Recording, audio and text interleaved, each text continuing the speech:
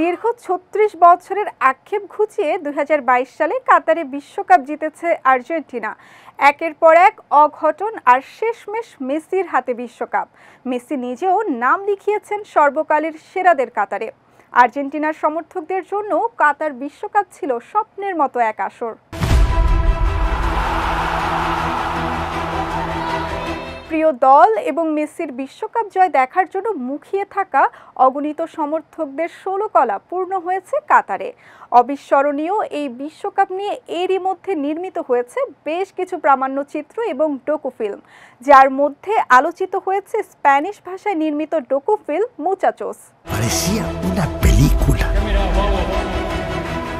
গত ডিসেম্বরে আর্জেন্টিনায় মুক্তি পাওয়া এই ছবি সেখানকার দর্শকদের দারুণ সাড়া পেয়েছে। দেশটির হলগুলোতে ইতিহাসের সবচাইতে বেশি দর্শক এটি দেখেছে বলে জানা গেছে। স্প্যানিশ পরিচালক জেসাস ব্রেসেরাস নির্মাণ করেছেন ১০০ মিনিট দৈর্ঘ্যের এই ডকুফিল্ম।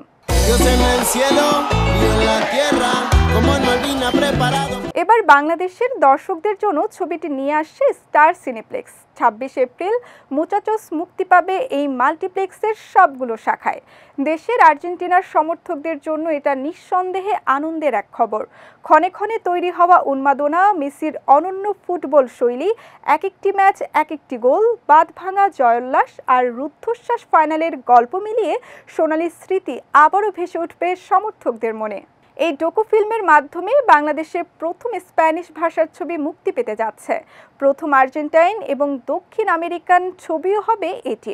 এছাড়া বাংলাদেশে মুক্তিপ্রাপ্ত ফুটবল নিয়ে প্রথম আন্তর্জাতিক ছবি হতে যাচ্ছে মুচাচোস। ওয়ালটন ফ্রিজ কিনে অনেকের মতো আপনিও হয়ে যেতে পারেন মিলেনিয়াল। সেরা পণ্যের সেরা অফার।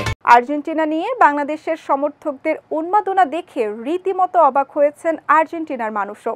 এই ভক্ত সমর্থকদের জন্যই মুচাচোস ছবিটি নিয়ে এসেছে সিনেপ্লেক্স কর্তৃপক্ষ।